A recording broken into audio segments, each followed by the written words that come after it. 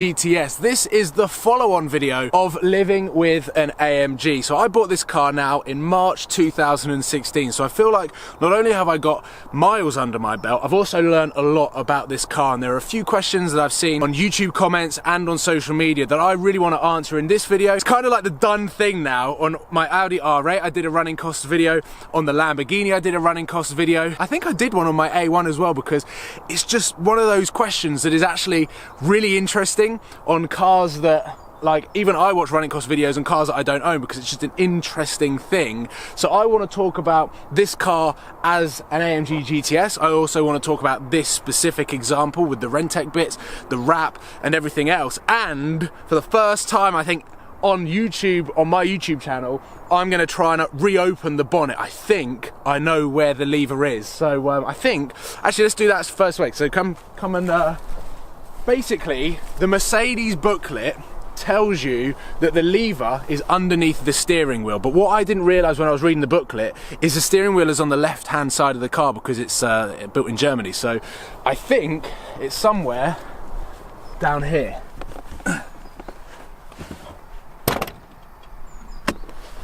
I think I've just done it. Does it just lift up? Nope. There's the... Ta-da! Does it just stay up? Just stays up. There is the 4-litre bi-turbo, handcrafted by Lars someone. It's a nice signature.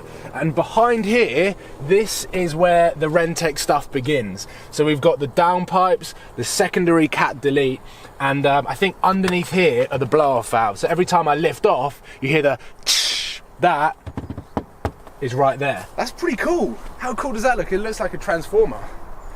I'm gonna take a quick picture. It's not very professional whilst we're shooting a YouTube video, but I need to take a picture of this. Oh, it looks so cool.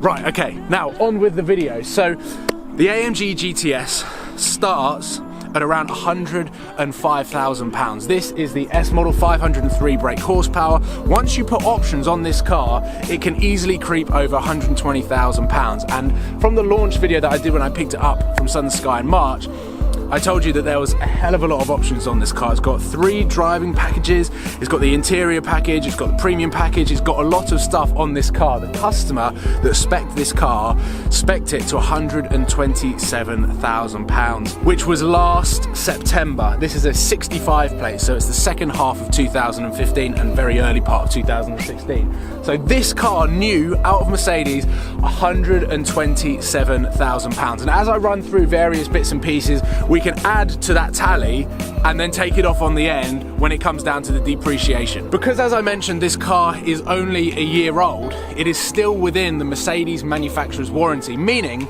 that even if something went wrong with the car, I could still take it back to Mercedes and it would get repaired, it would get looked at totally free of charge, which is one of the best things about warranty on new cars, and why I wanted to go towards the Mercedes AMG GT-S and get out the Lamborghini, because the Lamborghini was out of warranty. So this car is still in warranty and there has been absolutely nothing. It has not gone back to Mercedes since I picked it up. Nothing has gone wrong. So, I mean, this could be a very, very quick running costs video because it costs 75 quid to fill up and it goes for about 400 miles. I think my average MPG from picking this car up and doing 10,000 miles, one of the main reasons that I'm doing this video is because I've just ticked over 10,000 miles. So it's a 10,000 mile celebration video. My average MPG is 21.5 MPG, there or thereabouts. So it's a very, very fuel efficient car, even with the Renntech bits. So as I've done in previous with the running cost of the R8 and the Lamborghini, petrol, 75 quid for a full tank. Moving on to the tyres. Now, they can be very expensive depending on how many times you go to the airfield in 1 week.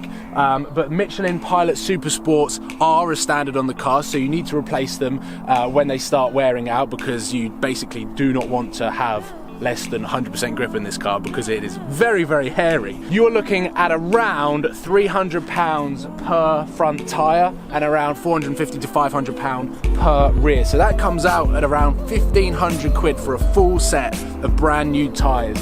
Michelin Pilot Super Sports, you kind of got to get them. The one surprise for me on this car is insurance.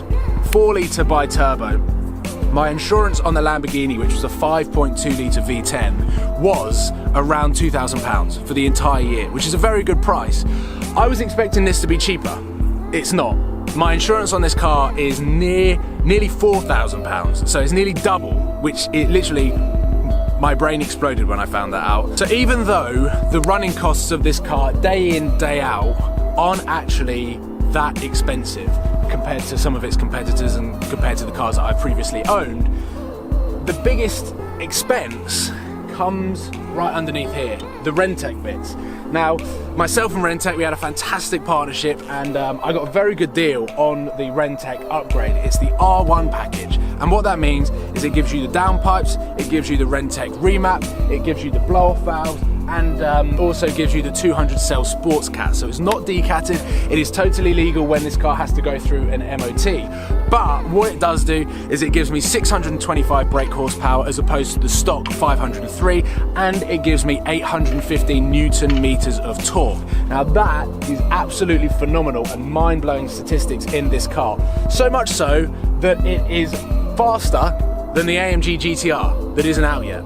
So this car has got more power and more torque than the AMG GT-R. Yes, I know that car is going to be a little bit more refined for the track. This is an absolute animal. And even though the prices haven't really been discussed on the AMG GT-R, if you were to go to Renntech and pay full price for the R1 package, you were looking at around $9,500, which equates to around late 6,000s in British pounds. So you take this car at £127,000 from factory and you pay an extra £6,000, you can have an AMG GT-R beating AMG GT-S. It's a bit of a sleeper. I quite like the fact, now that I'm not going to get the body kit from Renntech, I quite like the fact that it looks quite standard, it looks quite stock, but it can pretty much finish everything off the lights on the road. It is an absolute animal and totally transforms the car from stock. Okay, one question that I feel is asked so much is the price of a wrap. Now, I go to Dub Customs to get my cars wrapped, and I'm literally about 10 minutes away at the moment. And this car has got quite a unique wrap to it. It might look matte grey underneath the grey clouds, but actually underneath this matte clear film is black chrome, which is a very expensive material to have on the car. To try and summarise wrap prices, you're looking at around 20 metres of material to cover the car and to wrap all of the bits and pieces. And then not only that, if you're looking at a standard gloss finish, it could be around £20–25 per metre. If you're looking at metallics or satins, probably looking at around £35–40 per metre. And if you're looking at chromes are like as expensive as like £90 per metre. Times that by 20, it's bloody expensive. And the thing with the fact that this is black chrome underneath, you pay for the 20 metres of black chrome, but then you also pay for 20 metres of clear satin. So you're basically buying 2 cars worth of material, and then you're basically wrapping the car twice. So this is a very special wrap, and without the help of Avery, who are manufacturers of vinyl, I wouldn't have been able to do this wrap, which is probably why you don't see it that much. Dub Customs actually priced up the material of 25 metres of black chrome and 25 metres of satin clear, and then obviously laminating them together. It would cost around £3,500 just for the material. Probably not the best example, but I'll try and put some overlay clips of what this car actually looks like in proper sunlight. Wrap-wise, you can go sort of quite cheap and get the gloss colours, which still look absolutely fantastic, and the way that the wraps of vinyls are coming along in terms of reflections, it is very good. My car was True Blood before, which was a metallic, so it was a lot cheaper than satin black chrome, but I wanted something unique, I wanted something spaceshipy that would do the Renntech upgrade justice. One more question that I want to touch upon is, every single day I reckon I'm sent around 100 messages of pictures of AMG GT-S's with different types of wide body kits. Now, wide body kits look absolutely fantastic. They kind of ruin the handling and kind of ruin the livability of certain vehicles. And that's one thing that I've learned over the last 2 years, that wide body kits have become a lot more popular. I've watched a Liberty Walk Lamborghini Aventador get built. One of the coolest looking cars ever, but can you actually live with that car? It's quite difficult to do so. But I wanted to talk about what is the real cost of putting a wide body kit on an AMG GT-S. So if you're looking at Pride Design, Mansory, Wald, and those sorts of manufacturers that build wide body kits for these cars, first of all, you have to cut the wheel arches. So if you want to revert this back to stock, you're going to have to go to Mercedes and buy new body panels, which is a very, very expensive activity. So straight off the bat, you're probably looking at around £4,000 to £6,000 just on extra body kits if you're going to revert it back to stock. If you're not, then you're going to be looking at around £20,000, massive ballpark figure, between £15,000 and £30,000 to get the body kit. Then you have to pay someone to actually cut that car up and then fit the body kit. So you're looking at 2 weeks worth and around £30,000 worth of investment on that car. And you're not going to see a single penny of that in appreciation. You're not adding value to the car. In fact, you're making it even more niche, that most people won't want to own a car that's already got a body kit, because if they want to revert that back to stock, it's going to have to come out of their pocket. So in my eyes, as cool as wide body kit is, and I absolutely love looking at them, I love watching them get built, I love filming them, I haven't won the lottery, so unfortunately I don't have that sort of money sitting around in a bank account. If I did, I'd probably invest it into something like property.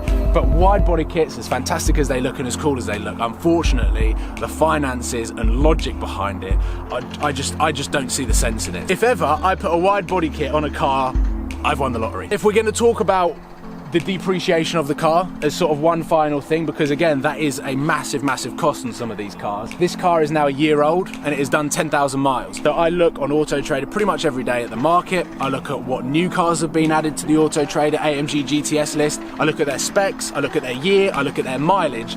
And I would say this car stock, without the Renntech bit and the wrap, is probably worth around £105,000. List price was 127 when it was new. I didn't pay that because someone ordered this car, drove it for 400 miles, and actually, the story behind it, he ordered the car thinking it was four-wheel drive. He was a massive Porsche fan and a massive Porsche owner. He owned pretty much every single 911 and thought this was four-wheel drive until he drove it, realised it was two-wheel drive and sold it with 400 miles on the clock. So he lost a hell of a lot of money. So I think this car is worth around £105,000. Then you take into consideration the wrap and also the Renntech tune. I reckon this car is probably worth around £110,000, £112,000. I think it's the only one in the UK with the Renntech tune. It's definitely the only one in the UK with this wrap. So it's a unique car. Underneath the wrap, I know a lot of people out there probably are a little bit freaked out buying cars that have been wrapped because the paint might be a little bit dodgy. It's only done 400 miles in the paint. Every single mile since then has been driven with a True Blood wrap or the satin black wrap. So it's pretty bang on from factory, almost new. I've covered the general day-to-day, I've covered the upgrades, I've covered the wrap, I've covered what it would cost if you wanted to put a wide body kit on this car, and I've talked about the depreciation as well. And that is a sort of the best summary of running costs and how much that car costs to run every single day with the upgrade and with the wrap and the modifications and everything like that. So hopefully you've enjoyed this video and found it a little bit informative. Maybe you've learned something, and if you are looking at AMG GT-Ss, like, first of all, they're one of the best cars in the category, and second of all, this one behind me is definitely one of the best cars in the category. Thank you for watching, hope you've enjoyed this video, and subscribe if you have. Cảm ơn các bạn đã theo dõi. Các bạn hãy bấm like, comment và hãy bấm nút đăng ký để ủng hộ cho kênh mình nha.